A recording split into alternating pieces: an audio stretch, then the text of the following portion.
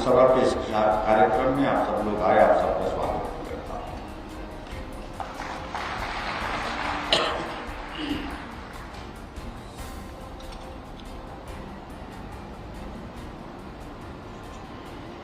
कुल्लू में आकर के आपके इस विधानसभा क्षेत्र के विकास के लिए भी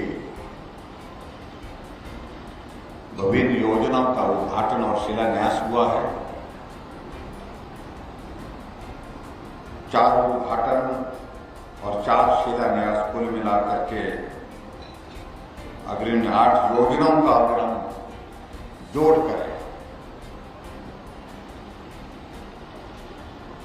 लगभग 26 करोड़ रुपए की लागत से आपके इस क्षेत्र के लिए विकास की योजना भी हम साथ लेकर के आए हैं। इसके लिए भी मैं आप सबको बहुत बहुत बधाई देता हूं।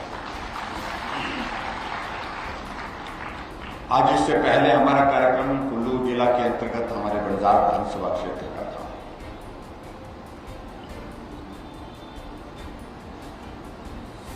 और बंजार विधानसभा क्षेत्र के कार्यक्रम के साथ हमने आज कुल्लू आने का भी कार्यक्रम बनाया और हिमाचल प्रदेश में जिन कार्यक्रमों का सिलसिला आजकल चल रहा है कि हिमाचल प्रदेश के गठन के 75 वर्ष पूर्ण हुए हैं और 75 वर्ष की इस यात्रा में हिमाचल प्रदेश ने जो यात्रा की है उस यात्रा के लिए जिन हिमाचल वासियों का बहुत मूल्य योगदान रहा है उन सबका हम दर्शन करें, उन सबका आभार करें। इसके लिए पूरे हिमाचल प्रदेश में हमारे ये कार्यक्रम चल रहे हैं। अगर आज के इस कार्यक्रम को हम जोड़ें तो हिमाचल प्रदेश में अभी तक हमारे 52 विधानसभा क्षेत्र में कार्यक्रम हो चुके हैं और इन कार्यक्रमों का आयोजन प्रमुख रूप से एक ही बात के लिए है। कई लोग कई तरह के प्रश्न खड़ा करने की कोशिशें कर रहे हैं, उनका उत्तर देने की मैं आवश्यकता महसूस नहीं करता। लेकिन अगर हमने इन कार्यक्रमों के आयोजन किए हैं उसके पीछे सबसे महत्वपूर्ण कारण यह है कि 15 अप्रैल 1948 को हिमाचल प्रदेश का गठन हुआ था। उस गठन के पश्चात हिमाचल की यात्रा जहां आज पहुंची है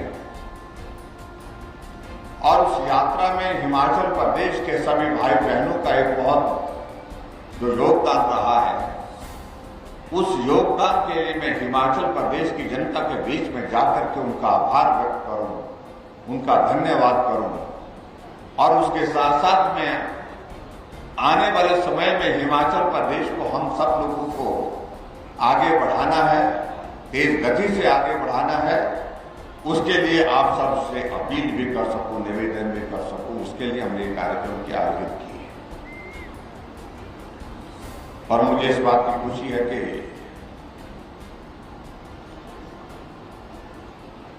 आज हिमाचल प्रदेश पहाड़ी प्रदेश होने के बावजूद, एक छोटा प्रदेश होने के बावजूद पूरे भारत के नक्शे में अलग पहचान के साथ खड़ा है। अगर वो पहचान बनी तो हिमाचल के मेहनतकश लोगों की वजह से बनी।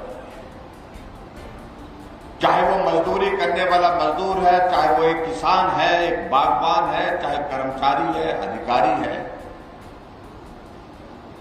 सब लोगों का उसमें बहुत महत्वपूर्ण योगदान रहा हिमाचल प्रदेश को आगे बढ़ाने। आदरणीय प्रधानमंत्री नरेंद्र मोदी जी ने देश की आजादी के 75 वर्ष बीतने के पश्चात अमृत महोत्सव का आयोजन पूरे देश भर में किया और एक लंबी कार्यक्रमों की एक श्रृंखला बना करके एक हिमाचल के लोग, हर प्रांत के लोग उस कार्यक्रम का हिस्सा बन सके, उस तरह से प्रयत्न किया है। और मैं इस बात को भी देख रहा था जब हिमाचल प्रदेश के गठन के सिलसिले में हम इन सारी बातों को लेकर के चर्चा कर रहे थे कि हमें भी बहुत सारे आयोजन करने चाहिए हिमाचल प्रदेश की इस यात्रा के। लेकिन चुनाव बहुत करीब होने के कारण ये संभव नहीं कि बहुत सारे आयोजन हम कर सके। इसलिए हमने एक ही चीज तय की कि ऐसी परिस्थिति में हम क्या कार्यक्रम कर सकते हैं। सब साथियों के साथ चर्चा करने के बाद मैंने अपनी भावनाएं व्यक्त की। हिमाचल ने पहाड़ी राज्य हो करके भी जहां काम करना कठिन था, मुश्किल था, आगे बढ़ना बहुत मुश्किल था, हर क्षेत्र में विकास में कई तरह की बाधाएं थी, इस प्रदेश को जिन लोगों ने आगे बढ़ाया है और उसमें किसी नेता, अभिनेता, किसी एक व्यक्ति या किसी दो व्यक्ति का हम अभिनंदन करें, उनको इस बात का श्रेय दे, वो उचित नहीं होगा। अगर श्रेय देना है तो हिमाचल प्रदेश की प्रबुद्ध जनता को देना चाहिए। इसलिए पूरे प्रदेश भर में जाकर के हिमाचल की उस जनता का आभार व्यक्त करने के लिए निकलना चाहिए। और आज मैं कुल्लू विधानसभा क्षेत्र में भी आप सबका अभिनंदन करते हुए आप सबका भी आभार व्यक्त करता हूं कि हिमाचल जहां पहुंचा है इसमें आप सबका योगदान रहा है। आपने इससे पहले डॉक्यूमेंट्री देखी होगी, उस डॉक्यूमेंट्री में आपने इस बात का जिक्र देखा होगा, जो हिमाचल प्रदेश के जो नेतृत्व रहा है अलग अलग समय में, चाहे पहले मुख्यमंत्री के बतौर डॉक्टर वाई.एस. परमार रहे, चाहे ठाकुर रामलाल जी रहे, श्री शांता कुमार जी रहे, श्री वीरभद्र सिंह जी रहे, श्री प्रेम कुमार धूमल जी रहे, उन सबका भी योगदान है। इस बात को हमने जाहिर किया है अपने डॉक्यूमेंट्री के माध्यम से। उनके योगदान का भी अभिनंदन है, उनका भी स्वागत है, उनका भी बहुत आभार है। लेकिन सुझाव के रूप में एक बात आई, अगर सबसे ज्यादा योगदान अगर हिमाचल प्रदेश की इस यात्रा में है तो हिमाचल वासियों का है। यह आभार उनको समर्पित करना चाहिए। यह 75 वर्ष की यात्रा का सफल इस मुकाम तक पहुंचना, ये हिमाचल प्रदेश की जनता को समर्पित करना चाहिए। इसलिए हमने कहा कि हम हिमाचल प्रदेश में सभी इलाके में जाकर के लोगों के बीच में आभार करें। मैं ये 2-4 चीजों का जिक्र मैं जरूर करना चाहूंगा, क्योंकि यादाश्त बहुत लंबे समय तक कई बार नहीं रह पाती है। और ये व्यक्ति का, एक मनुष्य का एक स्वभाव है कि याद करने के लिए कुछ चीजों को बार बार ध्यान में लाना चाहिए, ये भी एक आवश्यकता महसूस होती है। और मैं ये जरूर कहना चाहता हूं, जब हिमाचल प्रदेश का गठन हुआ तो उस वक्त हिमाचल प्रदेश की जनसंख्या लगभग 11 लाख के करीब थी। जब हिमाचल प्रदेश बना था 15 अप्रैल 1948 को, उस वक्त हिमाचल प्रदेश में मात्र 4 जिले थे। एक सिरमौर जिला था, एक महासू का जिला था, एक मंडी का जिला था और एक जिला चंबा का था।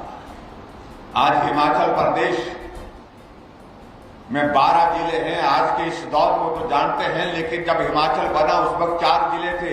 इसकी जानकारी बहुत कम लोगों को। आज हिमाचल की आबादी 70 लाख से पार हो चुकी है, लेकिन जब हिमाचल बना था उस वक्त हिमाचल की आबादी 11 लाख के करीब थी। इस बात की जानकारी कम। जब हिमाचल बना था उस वक्त हिमाचल प्रदेश की साक्षरता दर मात्र 4.8 थी और महिलाओं की साक्षरता दर तो मात्र 2% थी। और आज पूरे देश भर में अगर साक्षरता दर में सबसे आगे केरल के साथ रही है तो हिमाचल प्रदेश है।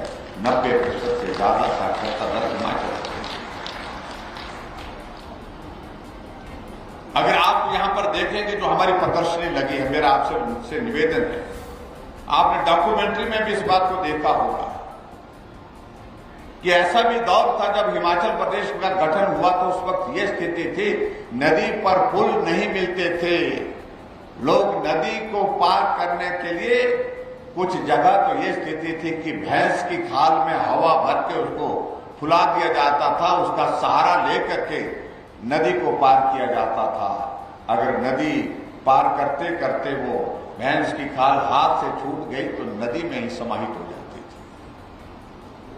मैं चंबा गया तो चंबा में बताया गया एक पुल पांगी घाटी का, जिस पुल को घास की रस्सी के साथ बना करके उसको तैयार किया गया था, उसको बनाने के बाद उसके ऊपर से लोग नदी को पार कर रहे थे। ये परिस्थितियां उस वक्त की रही है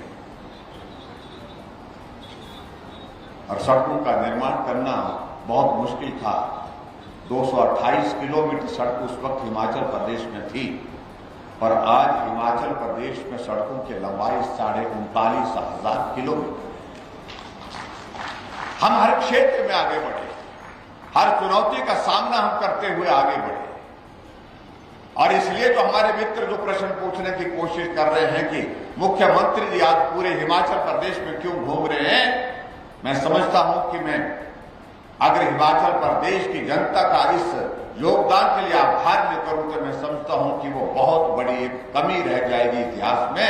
जिन लोगों ने मेहनत से खून पसीने की जो मेहनत करके इस हिमाचल प्रदेश को आगे बढ़ाने में अपना योगदान दिया, ये काम आभार का कर सकते थे जब हिमाचल प्रदेश के गठन के 50 वर्ष पूरे हुए थे, उस वक्त भी कर सकते थे। लेकिन हमारे कांग्रेस के मित्रों का यह है कि सत्ता आने के बाद वो इतिहास भूल जाते हैं कि इस प्रदेश में कुछ और लोगों का भी योगदान है आगे बढ़ाने में। हाँ, हमने तय किया था जब हिमाचल प्रदेश के स्टेटहुड के 50 साल पूरे हुए थे, हिमाचल प्रदेश बनने के पश्चात आज से 2 साल पहले हमने बहुत सारे कार्यक्रम पूरे हिमाचल प्रदेश में तय किए थे, लेकिन कोविड का दौर आ गया और कोविड के दौर आने की वजह से हम उन कार्यक्रमों को बीच में हमको स्थगित करना पड़ा, रोकना पड़ा, हम कार्यक्रम नहीं कर पाए। लेकिन हमारे लिए सौभाग्य की बात है हिमाचल प्रदेश के गठन का अवसर भी हमारे बीच में आया है। मैं अपने आप को सौभाग्यशाली मानता हूं कि हमारे कार्यकाल में यह अवसर हमको प्राप्त हुआ है। इसलिए भाइयों बहनों, इतिहास से हमको सीखना चाहिए। हम तरक्की की राह पर कहीं भी आगे पहुंच जाएं, लेकिन उसके बावजूद इतिहास को नहीं भूलना चाहिए।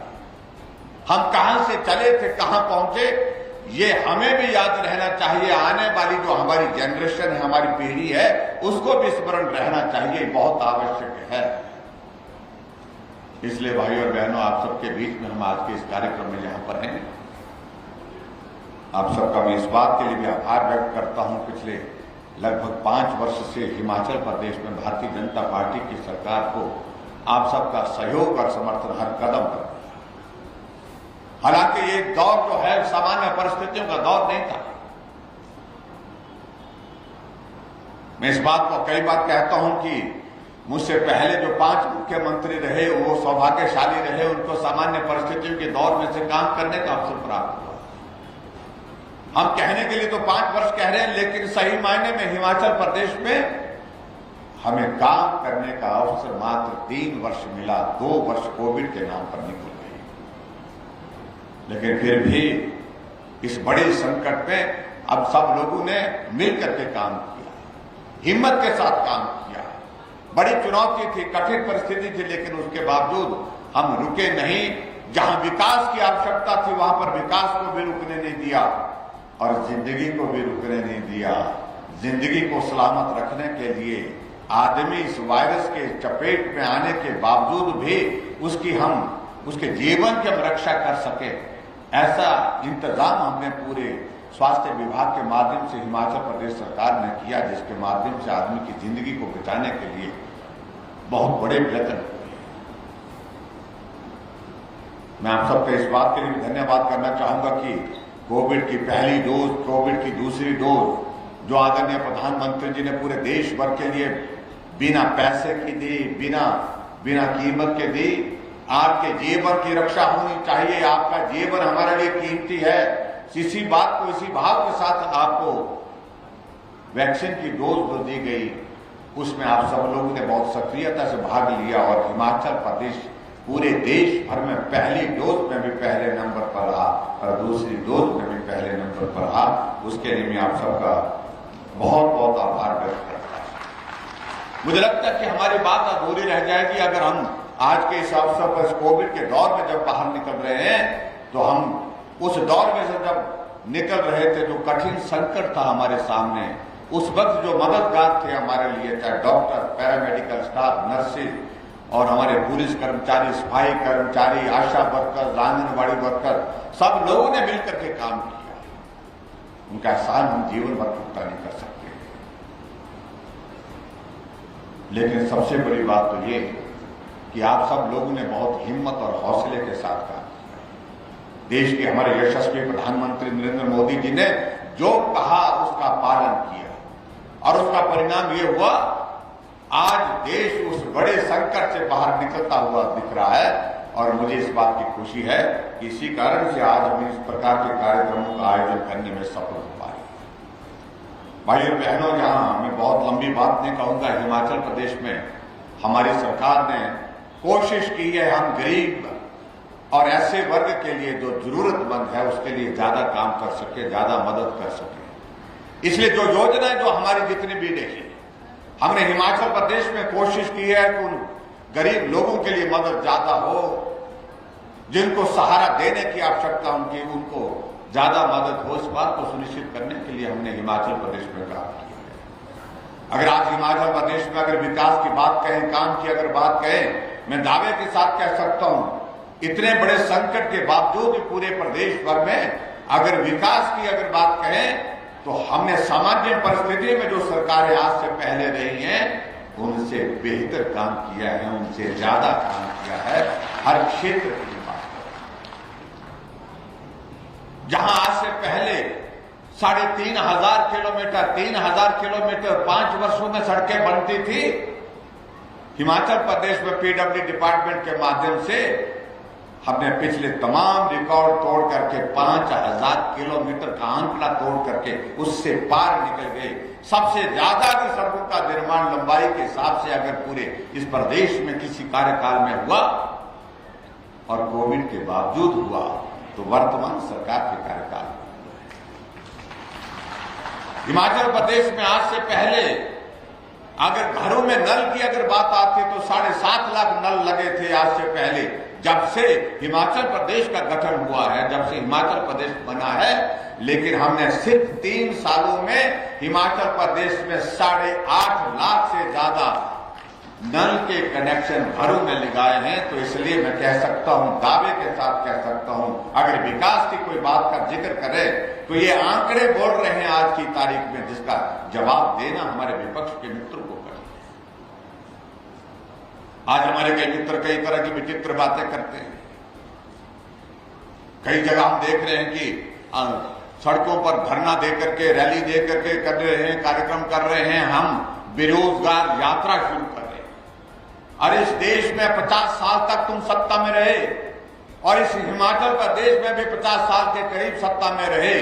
अगर बेरोजगारी के लिए कोई दल और कोई पार्टी अगर सबसे ज्यादा जिम्मेवार है तो वो लोग हैं जो लंबे समय तक सत्ता में रहे। बेरोजगारी मात्र 4 वर्षों में या 4.5 वर्षों में या 5 वर्षों में नहीं हुई है।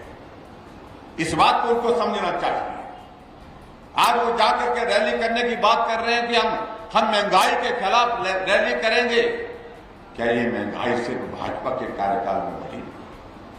जब इनकी सरकार होती थी उस वक्त क्या महंगाई बिल्कुल थी ही नहीं।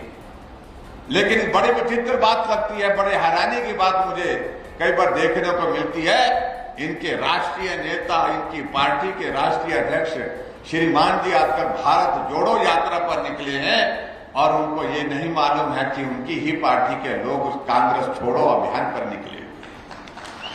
गोवा में 8 विधायक कांग्रेस छोड़ के भाजपा में शामिल हो गए और हिमाचल प्रदेश में भी 2 विधायक कांग्रेस के, 2 निर्दलीय विधायक, 4 लोग हमारी पार्टी में शामिल हुए। जो कांग्रेस के विधायक शामिल हुए उनमें से वर्किंग प्रेसिडेंट, वर्तमान का वर्किंग प्रेसिडेंट कांग्रेस पार्टी का, वो कांग्रेस छोड़ के भाजपा में शामिल हुए। कांग्रेस का वाइस प्रेसिडेंट वो भारतीय जनता पार्टी के में शामिल हुए, नालागढ़ के लखविंदर राणा। और आज मैं अभी मैं देख रहा था रामलाल ठाकुर, कांग्रेस पार्टी के वरिष्ठ नेता, उन्होंने भी पत्रकार वार्ता करके आंखों में आंसू के साथ कह दिया कि जिसको भी पढ़ना है वो बनाए, कांग्रेस ने टिकट मुझे देना है तो दे, नहीं देना तो ना दे। मैं जिस प्रकार से जो कांग्रेस की हालत देख रहा हूं, जो जिस प्रकार से हर कोई मुख्यमंत्री बनना चाहता है, जिसको मुख्यमंत्री बनना है वो मुख्यमंत्री बने। मैं वाइस चेयरमैन के पद से त्याग पत्र देता हूं, आज उन्हें भी त्याग पत्र दे दिया। तो ये हालत उनकी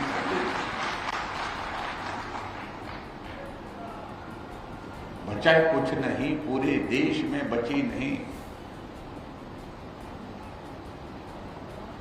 अभी 5 राज्यों में चुनाव हुए, एक राज्य में सरकार थी, शोर बहुत डाल रहे थे कि हम आ रहे, लेकिन जहां इतना शोर डाल रहे थे पंजाब में हम आ रहे हैं, हम आ रहे हैं, परिणाम निकला जो पंजाब था वो भी चला गया। चन्नी साहब दोनों जगह से चले गए इनके। और भाजपा जिन 4 राज्यों में थे फिर मजबूती के साथ वहां पर सरकार बनाने में सफल हुई। इस बात पर बिल्कुल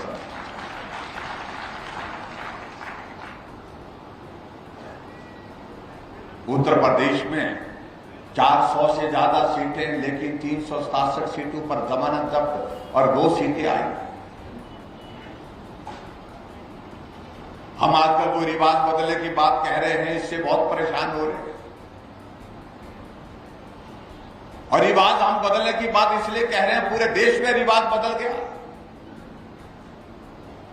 उत्तर प्रदेश में पिछले 37 वर्षों के दौर में हर 5 वर्ष के बाद सरकार बदल जाती थी, लेकिन अब की बार रिवाज बदला। योगी जी थे, फिर योगी जी आ गए। उत्तराखंड में जब से उत्तराखंड बना है हर 5 वर्ष के बाद सरकार बदल जाते थे, लेकिन अब की बार रिवाज बदला। धामी जी थे, धामी जी फिर आ गए। गोवा में हुआ, गोवा में फिर भाजपा, मणिपुर में फिर भाजपा। हमारा पड़ोस का राज्य हरियाणा, जहां हमारी जमानतें जब्त होती थी किसी वक्त, 2014 में सरकार भाजपा की बनी और 2019 में 5 वर्ष के बाद चुनाव हुआ, फिर भाजपा की सरकार। रिवाज बदला। जब पूरे देश में रिवाज बदल गया भाई, तो हिमाचल प्रदेश में भी रिवाज बदलेगा और बदल करके छोड़ेंगे। क्यों नहीं बदलेगा? निश्चित रूप से बदलेगा।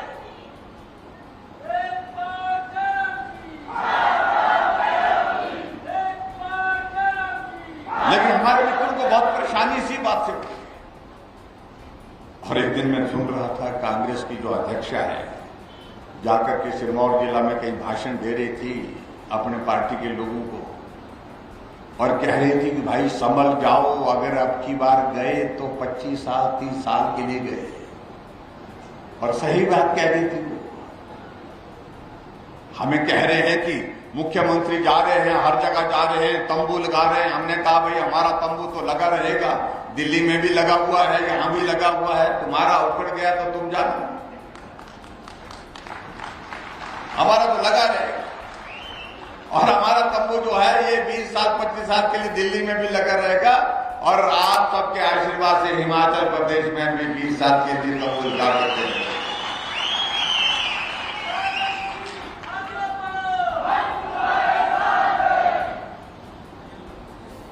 हम कुछ करते हैं तो कहते हैं कि हमने महिलाओं के लिए कहा कि महिला हमारी आबादी का आधा हिस्सा है और इसलिए हम इनसे किराया भी आधा लेंगे, क्योंकि महिलाएं अब घर में नहीं रहती है, घर से काम के लिए जाती हैं, काम के लिए आती है। उनका आने जाने का जो है, हमारा आने जाने की व्यवस्था थोड़ी सरल हो जाए, आसान हो जाए, उसके लिए मदद की हमने गुंजाइश की। हमने कहा आधा किराया ले।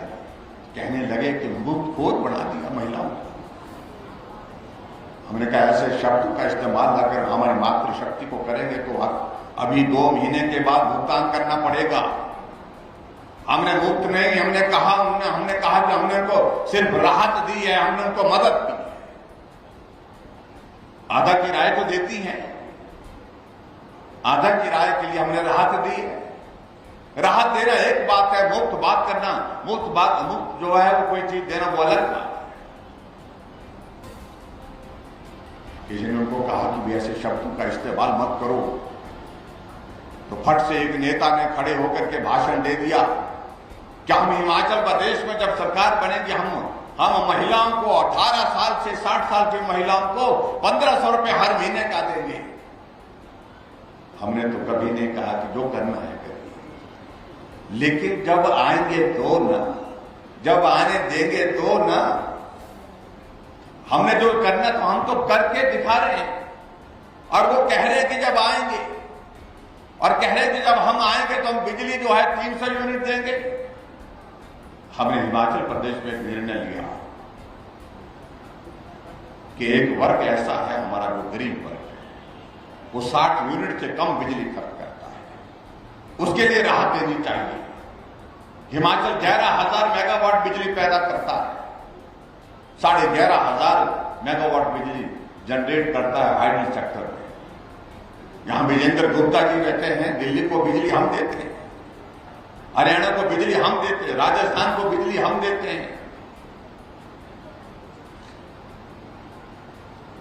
नेशनल ग्रिड में बिजली हम देते हैं। हमने कहा हिमाचल प्रदेश में हम बिजली पैदा करते हैं, कम से कम गरीब लोगों के लिए मदद का कुछ रास्ता निकलना चाहिए। हमने 60 यूनिट तक पहले माफ किया, हमने 60 यूनिट तक जीरो बिल के लिए हमने जिक्र किया गरीब लोगों। लेकिन कुछ साथियों ने कहा कि एक मध्यम वर्ग भी है जो 100 से 120 यूनिट तक बिजली खर्च करता है, उनके बारे में भी सोचना चाहिए। हमने निर्णय किया कि 125 यूनिट तक बिजली जो है वो जीरो बिल के साथ देंगे। जुलाई महीने से आपका देखा, आपका बिल आया होगा, बिल तो आया, लेकिन कितना बिल आया? जीरो बिल आया। और कांग्रेस ने कहा कि आप 300 यूनिट देंगे। और इसकी घोषणा करने के लिए छत्तीसगढ़ के जो मुख्यमंत्री बघेल साहब यहां पर हिमाचल प्रदेश में शिमला पहुंचे। हम उनसे ही पूछना चाहते हैं, बघेल साहब आपके छत्तीसगढ़ में क्या आप 300 यूनिट बिजली दे रहे हैं क्या? क्या छत्तीसगढ़ में आप महिलाओं को 18 साल से 60 साल की महिलाओं को 1500 रुपए दे रहे हैं क्या? जब तुम अपने प्रदेश में जो काम नहीं कर सकते हो तो हिमाचल प्रदेश का मार्गदर्शन करना छोड़ दीजिए। यह हिमाचल अपने पांवों पर खड़ा प्रदेश है। हम अपना निर्णय स्वयं करना जानते हैं कि दूसरे प्रदेश का मुख्यमंत्री हिमाचल प्रदेश के लिए इन योजनाओं में हम ये करेंगे वो करेंगे, इसका कोई मतलब नहीं, कोई अभिप्राय नहीं है। हम बड़ा साफ कहना चाहते हैं। और एक पार्टी और जिस पार्टी से हमें तो वास्ता पड़ा नहीं बहुत ज्यादा, और शायद पढ़ने की संभावना भी नहीं है। यहां हमारे विजेंद्र गुप्ता जी बैठे हैं, इनको खूब वास्ता पड़ता है। वो ऐसे हैं, ये भी मुफ्त ले लो, वो भी मुफ्त ले लो, सब कुछ मुफ्त ले लो, जितना भी लेना मुफ्त ले लो, सब कुछ ये कहते हैं। और आकर के हिमाचल प्रदेश में गारंटी दे रहे हैं, हम एजुकेशन में ऐसा मॉडल करेंगे, हम हेल्थ में ऐसा मॉडल करेंगे, हम कई तरह की बातें कह रहे हैं। मैं उनके बारे में कुछ कहने नहीं चाह रहा हूं कि महत्व देने की आवश्यकता ही नहीं, जो है ही नहीं उनके बारे में क्या चर्चा करें। शोर डाला था हमारे हिमाचल में बहुत जल्दी आएंगे, ऐसा करेंगे वैसा करेंगे, आते आते पहाड़ चढ़ते चढ़ते सांस फूल गई। और आना जाना आजकल कम हो गया उनका। और हम तो चाहते हैं कि आए तो सही, लेकिन ऐसी पार्टी जिस पार्टी का जनाजा कुछ महीनों में यहां पंजाब में सरकार बनने के बाद निकल गया, कानून व्यवस्था ध्वस्त हो गई, हर रोज कितने लोगों के साथ क्या होता है, लूटपाट की घटनाएं, गोली की बात आते हैं। और हमने कहा ये हिमाचल देवभूमि, हम कुछ लोग आए थे उनके यहाँ पर, बड़े ऊंचे ऊंचे बोलने लगे थे और उस भाषा में बोलने लगे तो जो भाषा देवभूमि हिमाचल के लोगों के लिए जो है वो इस्तेमाल करने की कोशिश कर रहे थे, उस भाषा को हम कभी भी स्वीकार नहीं करते। हम पहाड़ी प्रदेश हैं, हम पीछे होंगे, सुविधा साधन की दृष्टि से पीछे होंगे, लेकिन एक संस्कृति और संस्कार के साथ जीने वाले लोग हैं। देवी देवताओं के प्रति आस्था रख करके अपने जीवन को धन्य करने वाले लोग हैं हिमाचल प्रदेश देवभूमि के लोग। इसलिए हमने उनको कहा कि मेहरबानी करिए, अपनी पार्टी चलानी है चलाइए, कोई मना नहीं, लेकिन तुम ये सोचेंगे देवभूमि हिमाचल प्रदेश में आकर के तुम गाली गलौज से शुरू करेंगे तो देवभूमि के लोगों की बददुआएं इस कदर लगती हैं, तुम्हारा कभी भी भला नहीं हो सकता। वो शायद मुझे लगता है बददुआएं लगी ही गई, उनका स्टेट का यूनिट भंग हो गया, उनके पार्टी के लोग पार्टी छोड़ करके चले गए और उनके नेताओं का हाल आप देख रहे हैं, क्या हाल है। जो भ्रष्टाचार पर बड़ी लंबी लंबी बातें कहते थे, भ्रष्टाचार के खिलाफ ये पार्टी खड़ी हुई है। आज भ्रष्टाचार ही उस पार्टी का आधार बना हुआ है। इनके स्वास्थ्य मंत्री की हालत क्या है, इनके एक्साइज मिनिस्टर जो डिप्टी चीफ मिनिस्टर है उनकी हालत क्या। मैं उन बातों को लेकर के कहने की आवश्यकता नहीं महसूस करता हूं। लेकिन हिमाचल प्रदेश की खासियत है कि ये तीसरे दल को आज तक स्वीकार नहीं किया। मैं भाई और बहनों आप सबसे यही निवेदन करना चाहूंगा, बाकी सारी चीजें होती रहेंगी आगे, लेकिन हमारी जरूरत है, हम हिमाचल प्रदेश के लोगों की जरूरत है, हिमाचल प्रदेश की जरूरत है, हम नरेंद्र मोदी जी के साथ चले। जो नरेंद्र मोदी जी हिमाचल को अपना घर, ऐसे प्रधानमंत्री, ये एक सहयोग है। मैं समझता हूं कि हिमाचल प्रदेश के हम सब भाई और बहनों के लिए, हिमाचल वासियों के लिए पहले प्रधानमंत्री अगर हमारी पार्टी के थे अटल बिहारी वाजपेयी, जो हिमाचल को अपना घर ही नहीं कहते थे, घर के तरह लोगों के बीच में रह करके अपनी जिंदगी के बहुत महत्वपूर्ण पल उन्हें गुजारे। सत्ता में रहते, विपक्ष में रहते, कभी नहीं छोड़ते थे मनाली के प्रीनी गांव में गर्मी के मौसम में 6 दिन का, 7 दिन का, 5 दिन का कार्यक्रम तय होता था और आते थे। और बतौर प्रधानमंत्री भी प्रीनी के गांव में आकर के पूरा पीएमओ यहां से चलता था। कितना सौभाग्य हमारा। ये अटल टनल रोहतांग उनका एक सपना, जिस सपने को साकार किया आदरणीय नरेंद्र भाई मोदी जी ने, हमारे देश के प्रधानमंत्री जी, जिस टनल का काम किस गति से चला था, लेकिन जब से नरेंद्र मोदी जी देश के प्रधानमंत्री बने, ये टनल हम सबका सपना है, अटल जी का ही सपना नहीं है, ये हम सब लोगों का सपना है कि हमारे आदर्श नेता अटल बिहारी वाजपेयी जी ने इसके काम की शुरुआत की थी, ये बनकर के तैयार होने चाहिए। और मुझे इस बात को लेकर के प्रसन्नता है, जब 2017 को हमारी सरकार बनी, कुछ महत्वपूर्ण विषयों पर प्रधानमंत्री जी ने मेरा मार्गदर्शन किया। जब मैं दिल्ली में पहली बार मिला, क्या क्या चीजें आपको प्रायोरिटी के साथ करनी है, प्राथमिकता, उसमें अटल टनल नंबर 1 पर थी। उन्होंने कहा कि आप मॉनिटरिंग करिए, जो मदद करनी है वहां पर मदद करिए, लेकिन ये टनल का काम जल्दी पूरा होना चाहिए।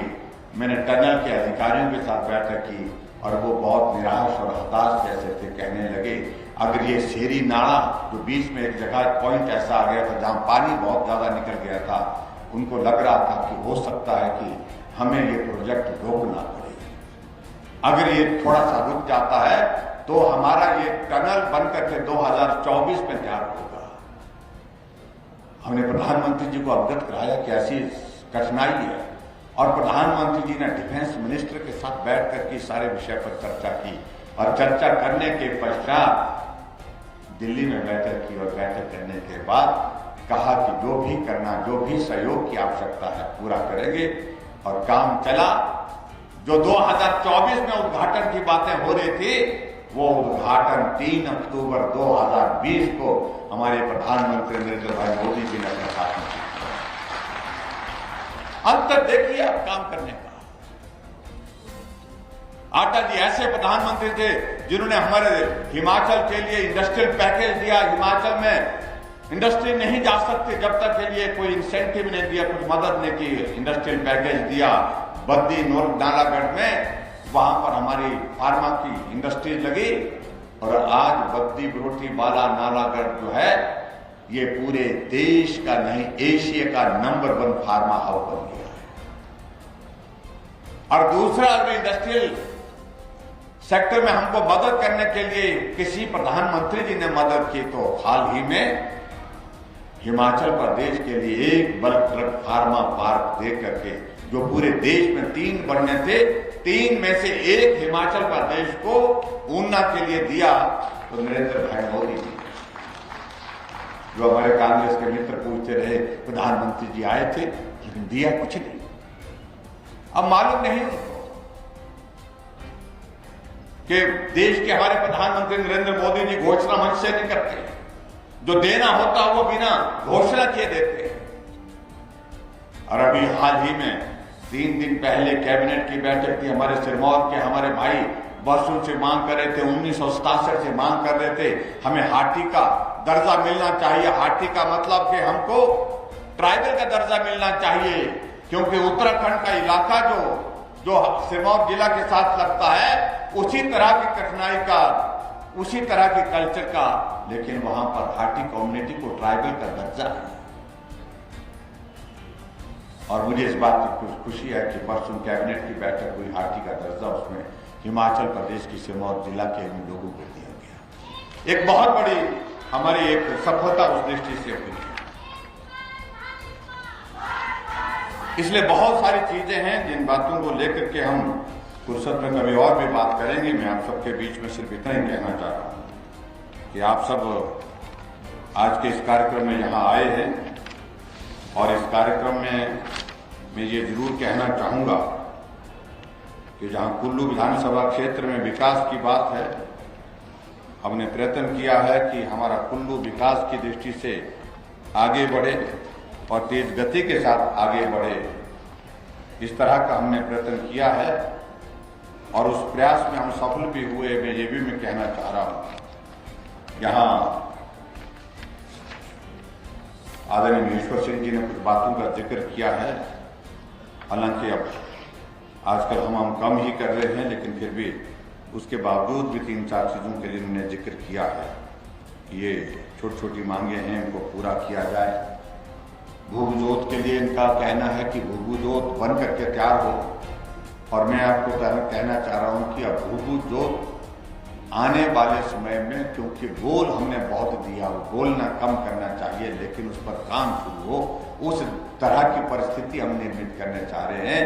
जब नितिन गडकरी जी यहाँ कुल्लू में भी आए थे, मनाली में भी आए थे, तब भी दिल्ली में जाकर के भी हमने उनसे बातचीत की है। हम उस दिशा में आगे बढ़ रहे हैं और बहुत जल्दी मुझे पूरा भरोसा है कि आने वाले समय में भूगु जोत की जो टनल का जिक्र आ रहा है, वो एक काम जो है हम शुरू करने की स्थिति में होता है।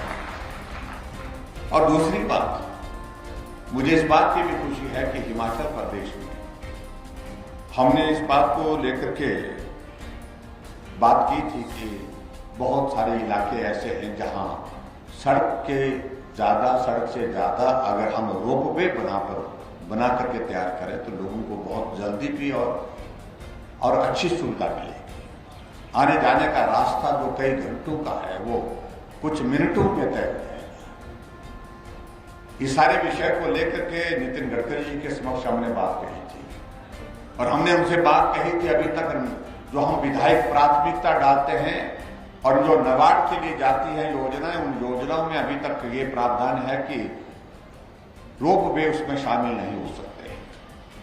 लेकिन मुझे इस बात की खुशी है कि आखिरकार एक स्थिति बनी जब इस सारे बात को लेकर के हमने आदरणीय प्रधानमंत्री जी को भी लिखा और नितिन गडकरी जी को भी लिखा, तो हम उसमें सफल हुए हैं कि नाबार्ड में परमिसिबल एक्टिविटी के अंतर्गत जो है रोपवे को भी शामिल कर दिया गया।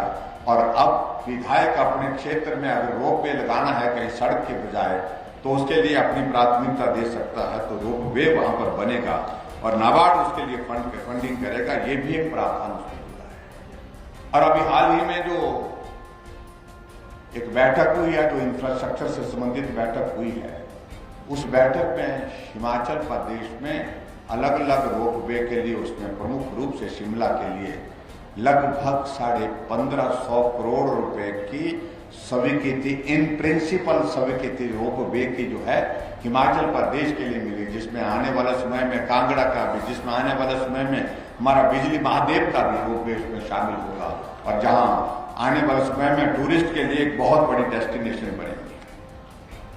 मैं आपके बीच में ये जरूर कहना चाहूंगा कि जब भी प्रधानमंत्री जी से मिलना होता तो बिजली महादेव का जिक्र हमेशा होता है, और हमने इस बात के लिए प्रधानमंत्री जी को निमंत्रण भी दिया है कि आप आए, और बिजली महादेव अगर जाने की आपकी इच्छा है और जाने के लिए आपके पास समय निकल पाता तो आप जरूर जाकर के आए, हम उसके लिए इंतजाम भी करेंगे। सड़क का जिक्र यहाँ महेश्वर सिंह जी ने किया है, करोड़ों रुपए दे करके, मुझे मालूम नहीं एग्जैक्टली कितना पैसा उसमें लग रहा है, लेकिन उसको बड़े युद्ध स्तर पर सड़क का काम भी हम कर रहे हैं। लेकिन हम इस बात को भी सुनिश्चित कर रहे हैं कि वहां पर हेलीपैड भी बन जाए। अगर ऐसे में अगर कहीं प्रधानमंत्री जी का आना हो जाए और वहां जाने की इच्छा हो, क्योंकि वो पैदल चल करके वहां के लिए गए, तो वो उनकी इच्छा को पूरा करने में हमें बहुत प्रसन्नता मिलेगी। हम ऐसा भी प्रयत्न करेंगे। और मैं ये भी कहना चाहता हूं कि अभी आने वाले समय में एक संभावना व्यक्त की जा रही है। 24 तारीख को तो मंडी में कार्यक्रम है युवा मोर्चा का। पूरे प्रदेश भर से युवा आएंगे और उस कार्यक्रम का हिस्सा बनेंगे, उस कार्यक्रम में आएंगे, उस कार्यक्रम में रहेंगे। उस पर प्रधानमंत्री जी उनको संबोधित करने वाले हैं।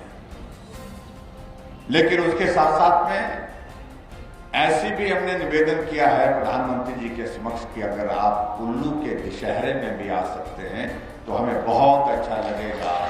और चीजें उस दिशा में थोड़ी आगे बढ़ रही है और हो सकता कि आने वाले समय में ऐसी परिस्थिति बने कि प्रधानमंत्री जी अगर समय निकाल पाएंगे तो हम कोशिश करेंगे कि कुल्लू के दशहरे में भी यहाँ उनका हम सब के बीच में आकर के हम सबको आशीर्वाद देने का, शुभकामना देने का जो है दशहरे का अवसर पर यहीं पर एक मौका मिले और वो आकर के इस दशहरे के इस कार्यक्रम में भगवान रघुनाथ जी का आशीर्वाद लेकर के यहाँ से जाएं और ताकि देश का नेतृत्व बहुत बेहतर ढंग से कर सके। ये मैं प्रार्थना करता हूँ और मैं उम्मीद करता हूँ कि आने वाले समय में उस दिशा में चीजें चल रही हैं। हो सकता है कि उस दिन एम्स बिलासपुर का भी इनॉग्रेशन हो, उसके बाद हम यहाँ कुल्लू के दशहरे में भी आए।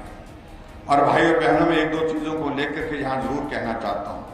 अभी मैं डीसी साहब के साथ बात कर रहा था, जो एक बात को लेकर के उनके बिजली महादेव के लिए मैं कहा कि एक वहां पर कुछ छोटी छोटी दुकानें बना दी हैं लोगों ने और स्वाभाविक रूप से उनके लिए वो एक जरूरत भी है परिवार के पालन पोषण के लिए, उनको डिस्टर्ब नहीं करना चाहिए।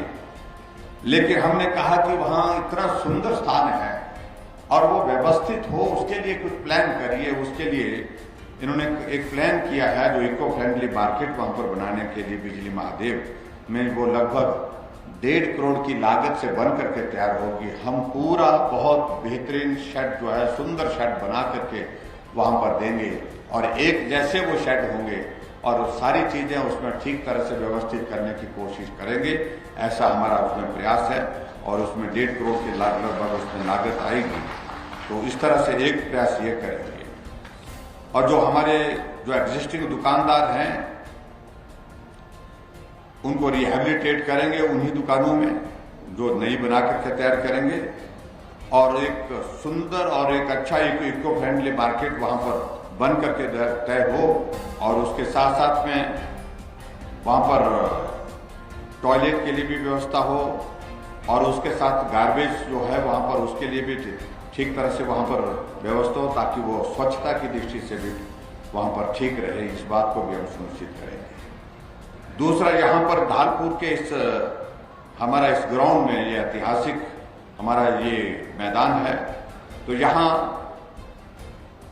एक स्टेडियम कम वेंडर मार्केट का हम यहाँ पर कम पार्किंग और पार्किंग भी उसमें साथ होगी। उसका एक प्लान हम थोड़ा सा डिस्कस किए हैं, उसमें चीजें आगे बढ़ रही हैं और इसमें डीएसओ ऑफिस के से जो है हॉस्पिटल तक जो है वो सेमी सर्कुलर स्टेडियम बनेगा, इस तरह से आधा सर्कुलर, और वो जो बहुत व्यवस्थित ढंग से होगा।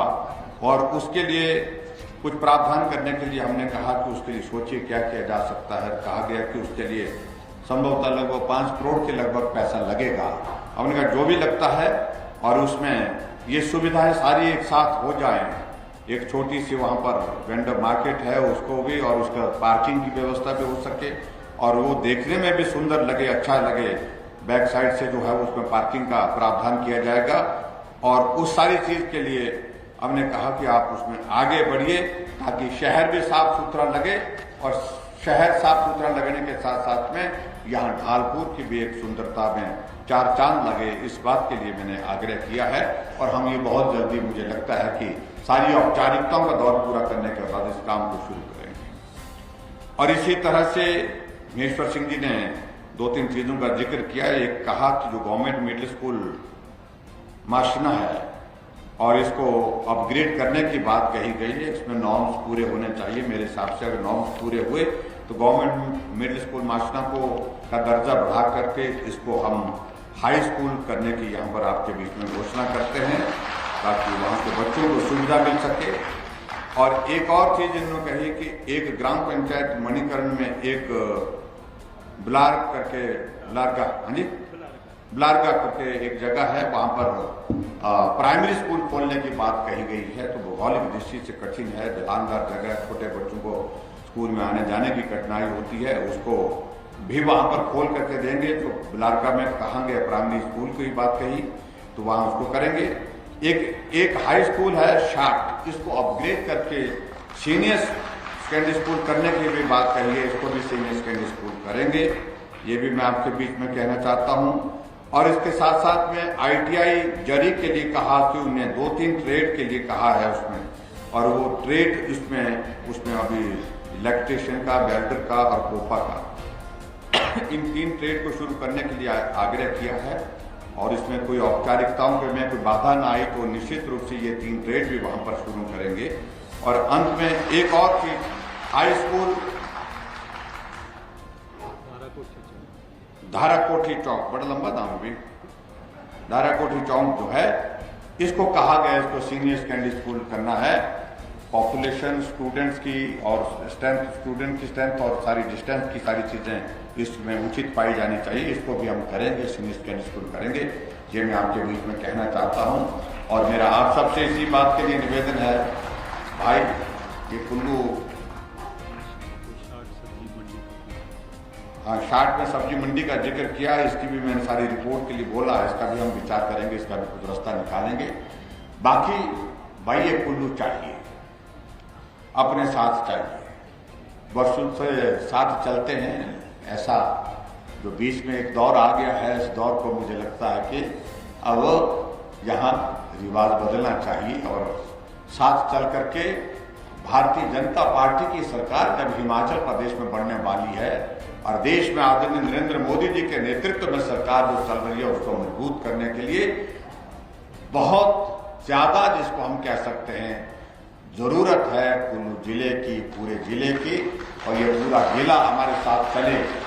हम पड़ोसी हैं और पड़ोसी होने के नाते हम आपको वादा करते हैं, काम में कोई कमी नहीं छोड़ेंगे, कसर नहीं छोड़ेंगे, लेकिन साथ में कसर आप मत छोड़िए। इतना ही निवेदन करते हुए मैं अपनी बात को यही समाप्त करता हूँ। बहुत बहुत धन्यवाद। नमस्कार। जय हिंद, जय हिमाचल।